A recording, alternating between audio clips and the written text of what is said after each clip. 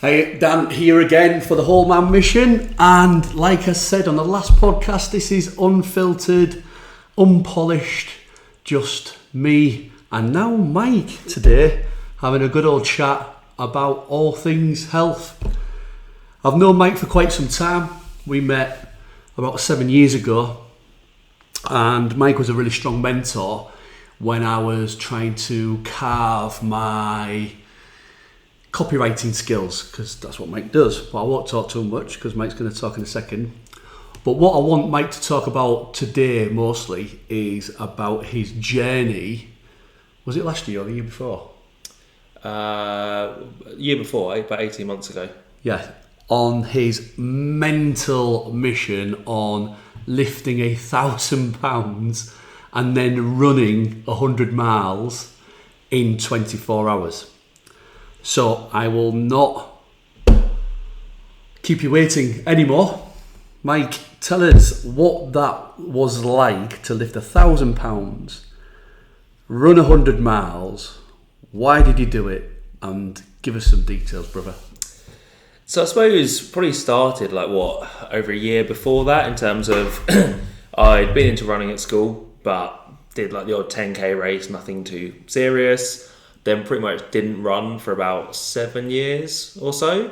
And then during one of the lockdowns, I just got back into running like a lot of people did. There's only so many lunges you can do around the garden before you want to, blow your brains out, basically. So I got into running, and I thought, I did a half marathon, did the New Forest half in September 2020, I think it was.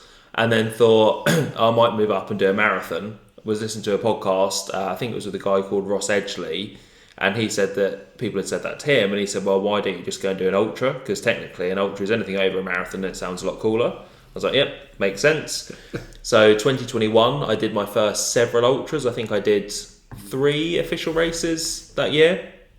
So I did a double marathon. I did 100 miles at an event called a backyard event. I did 24 miles, I think, at another looped event. And then I thought, well, I've always liked lifting as well, so why don't I try and combine the two in some form? And I'd seen things like the old 500 pounds of 5-minute mile done on the same day. A couple of blokes had tried that, but I thought, well, I'm not really quick enough to do a 5-minute mile, and I'm not strong enough to squat 500 pounds. My strength definitely lies more in the endurance side of things. Yeah. I like doing things with numbers as well, so I thought, well, 1,000 and 100, how can we work that in? Well, 100-mile run was easy. What works in the 1,000? What was easy? Well, it was easy to figure out that could be the 100 portion of it. And then the 1,000 part was very much, okay, well, I've done I think 1,200 pound powerlifting total as my all-time best when I competed in powerlifting.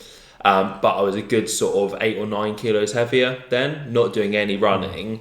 And so I thought, I think £1,000 is still probably challenging enough to warrant kind of putting it out there as a quote-unquote event, so to speak.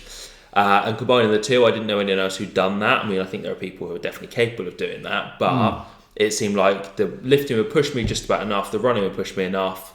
Coupled together was a challenge that people kind of get on board with to a degree. Put a time limit on 24 hours. I thought, well, again, you want something to push towards, and that seemed achievable, but not, still a bit of a test. That was the formation of it, really. And then I just decided, well, actually, doing this, I think if you're doing hard things, people kind of like that, so why not raise some money for charity as well? And so I decided that actually I'd raise some money for Macmillan at the same time. So that was essentially how it came about. So Macmillan, why Macmillan? A couple of reasons. My mum had breast cancer, and they're very good with her, so I figured that's as good reason as any. And also I think cancer is something that everyone can relate to as well. I mean, I've been fortunate there's never been sort of any one charity that I've needed myself or that a family member sort of particularly had to rely on. So I didn't necessarily have a huge personal story with any one particular charity or a local one or anything like that. But I mean, literally everyone knows someone who's been affected by cancer. Yeah. And I think Macmillan do some really good work. Everyone knows them. So it's one of those where actually go, do you know what, it's going to benefit a lot of people. So people can get on board with that. So I remember doing the filming with Logan and Ty, and I remember at some points you actually looked like it wasn't actually phasing you. So like I remember being in the car park, I don't know if you remember this, and he just walked, I think he'd been running for, how long would that have been for? I remember the first about 17 miles, I think, when you asked me how long. And yeah, and I just was like, and he was just unfazed. And I thought to myself, at what point does that start to kick in? When does the pain start, Mike? I think on that one, it's been different for every race or every big run that I've done, but on that one, it was surprising that I remember running into Winchester at about mile 66 and thinking I didn't expect to feel this good at all. I think I did that first 66 miles in something like 12 hours. I think I came to Winchester just after midnight, so I was still putting in about 5.5 miles an hour, which is not a bad pace really. So that one, it felt all right, and I remember having a break for about 10 minutes in Winchester, and then I got into the South Downs, and that's sort of when it actually kicked in. So it's been different for all my ultras. I mean, one that I did recently, actually the worst bit, sort of mile 25 to 55, and after that I got a second wind. But yeah, that one was certainly 25 to 55. Yeah. So between that, what was you feeling? As in the time when it was feeling rubbish. I think my feet had started rubbing after about 5 miles, so I knew there were going to be blisters on both my big toes.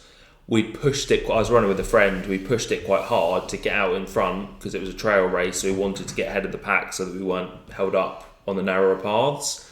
And we were going for a time, and we knew we had to hit certain metrics, and we kind of wanted to be a bit ahead of where we'd planned out sort of different timings of different aid stations and checkpoints on the course.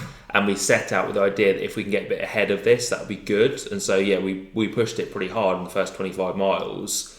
And I just remember thinking we've gone quite hard here. And I think we got into the checkpoint 25 miles, and we aimed to get there for 4:30, and we got there at 4:29. And just mentally, I thought, we've pushed this pretty hard, and we're a minute ahead of schedule. And I had those doubts for the next 35 miles of, am I a good enough runner to do this in the time I've set myself? Because this is going to hurt if we push it. So what run did you do?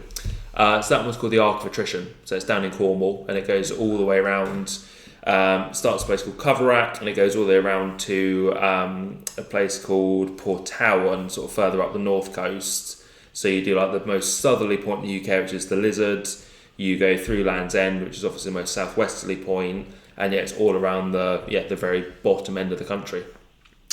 So the buzzword around at the moment, and I say buzzword because I think a lot of people talk about resilience, and I've certainly been asked just recently around certain other companies I've been working with, do you do anything on resilience and talk about resilience? Now I feel like sometimes, like I just read, there's a report that's just come out and said we improve resilience by 40% in this report from an institution, and I was thinking, how is that measured? Because for me, resilience is about going through shit, dealing with it, and getting through it, right? Mm-hmm. So when we're working with these companies and we're going in and they're saying, do you do anything on resilience? I can talk about it. I can give you some examples of how it's impacted people. So from your point of view, what do you think about resilience? What do you think that when you do these runs is part of that for you, building your resilience? I think it does, yeah. For me, there's almost two forms of it. There's the resilience you get from stuff you voluntarily put yourself through, which is what most of what I do is. And so I'm very well aware that actually I have a choice here. It's very different to suffering from a terminal illness or like caring for a sick loved one, or you lose your job and you've literally got no money coming in. They're both very different types of resilience, but I do think there's carryover from one to the other. So like in the ultra world, I see that a lot of really good ultra runners have gone through things like addiction or massive grief, and I think that involuntary resilience they built was transferred into the voluntary stuff. But then also vice versa, I think it does make you a stronger person. I mean, I don't know anyone who consistently runs ultras and performs. When I say performs well, I don't mean necessarily wins, but like finishes them, pushes them through, or gets through the hard stuff. I don't know anyone like that who I think in life you would say is a bit of a, I'll be politically incorrect here, a bit of a flake. I just don't think it's possible to excel in one without excelling in the other. So yeah, I think they're different, but there is carryover as well. But I agree, it's like how do you measure that? I think it's very subjective, and you know if someone's a resilient person or not. You see, for me, coming from a military background, and so one of the first things you get when you walk through the gates of rally, and now admittedly, some people might be listening to this and say rally's different to them because they've joined at a different time to me, whether they've joined before or after, but they're still, when you're a civilian and you walk through the gates, things like, sleep deprivation, things like physical arduous conditions that the PT staff put you through, arduous conditions what the bloody drill staff put you through because you stood on parade for 2 to 3 hours. I mean, I don't know if that still happens, but that for me, like you're saying, it was building resilience. Now, this is where I'm glad that you said there's 2 types of resilience. There's the resilience that we choose to have by doing ultras, bear crawling, a marathon. But I do believe that those sort of things do build your tolerance, because when you want to draw on experience, and that may be life experience, but also the arduous stuff you put yourself through, I do find that when I train in an arduous way, I think personally it does carry over into my everyday life. So if business ain't going that great, but I'm training really well, I often find that I manage that better. What about yourself? Yeah, I would agree with that. In terms of my litmus test, a lot of the time is actually before this last race, thinking whenever I was doing something I didn't particularly want to be doing beforehand was, this isn't great, but at least you're not running around the difficult bit on the arc of attrition at -3 degrees at the end of January. It's very much sort of it's different, but at the same time, it's very much, it gives you a comparison for other stuff as well. Like a difficult client doesn't seem as difficult when, you've been nursing blisters for 23 miles and still having to run at a certain speed. Whether it's you're right at the front of the pack, or whether it's actually just that you're getting round that and it's taking you a full 30 hours and you're out on your feet, doesn't matter where you are. They're both difficult things that I think most things in life then feel just that bit easier. Yeah. Tolerance. Mm-hmm.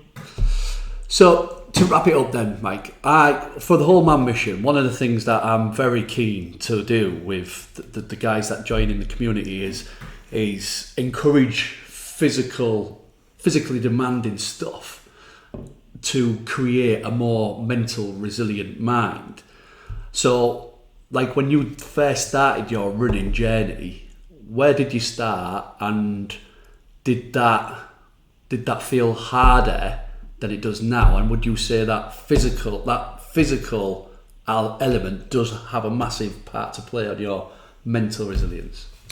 I'd say it does for definite, yeah. So when I started, it was a case of I just basically go out and run, and actually maybe it's a bit different because I actually really enjoyed the freedom of that. And I remember the first time I ran over 10 miles, it was very weird to think I've never actually run this far before. Normally if I ran this far, or if I went this far, I'd be in a car, but here I am on foot, so it's very much freeing. And I think there probably was that idea of initially getting through the monotony. Like I remember I used to get around that by like listening to music when I ran and podcasts and stuff, whereas now I don't tend to do that because I think it's better off to actually just run with your own thoughts. But it's certainly, I think for me it was maybe a bit different because I did actually enjoy it when I got out and did it as well. But there was certainly those few stages, especially on early runs, even things like not necessarily running itself, but being out in the summer and not thinking about taking the water with me because you just don't know, and actually having to go through that, having to manage, that kind of situation that's been unplanned. I think that has a big impact, and it's almost that as opposed to the actual exercise itself. I think that is what builds a bit more resilience, builds a bit more tolerance. So putting yourself in situations Discipline. where you're not sure what the outcome's going to be, or where you have an unexpected change to what you think the outcome will be. And that's why I like running as well, because actually you don't know how you're going to feel. It's putting yourself on a start line and thinking, I'm not sure if I'm going to finish this. That I think is much more challenging, but much more developmental than always going out and knowing that you can complete what you set out to do. Yeah, and I like that. I think probably the last time I felt like that was when I did the ski egg marathons, and certainly when I got the well, what I know now was I started to get COVID on the second marathon, and I ended up doing 9. But on the last one, my mum got tested for COVID, and this was in the height of when we was all doing the COVID, when we was all under the restrictions and stuff. And I didn't feel right to. I was supposed to do 11.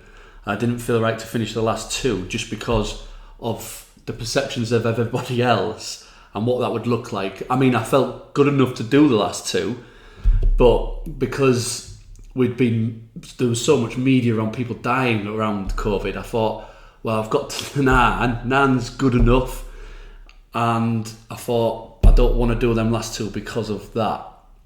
But that's probably the last time where I felt like I ain't going to complete this. And I think sometimes those sort of feelings, though, and this is where I think I get so excited around business, is because it is unknown. And I think we're all going to die. I know it sounds a bit morbid, but to have that element of excitement where you don't know what's going to happen, and I think I can see like what you do and the ultras, and I can, I see the excitement. I certainly, because I train Mike as well, so we do a lot of, after this session, after this talk, we're going to go and do some mobility and prehab stuff. So I help him in that way. And sometimes it gets to a point where I'm actually just like massaging his toes and stuff, because his toes are buggered from all the running stuff. But when we have the lead up to when he does these mental ultras and stuff, I can see the shift in him. He gets more and more excited. And I actually see a shift in him afterwards where he's like, right, the next one. Whereas like, I'm just like, this kid's off his head. But no, Mike, this is all about being unfiltered and just conversation with the geezers, because it's the whole man mission, and we're talking about mental and physical health, and this is our conversation, and this is one of my best friends that's come on today, and we'll be posting this out next week. Thank you. Cheers, Mike. Thank you, mate.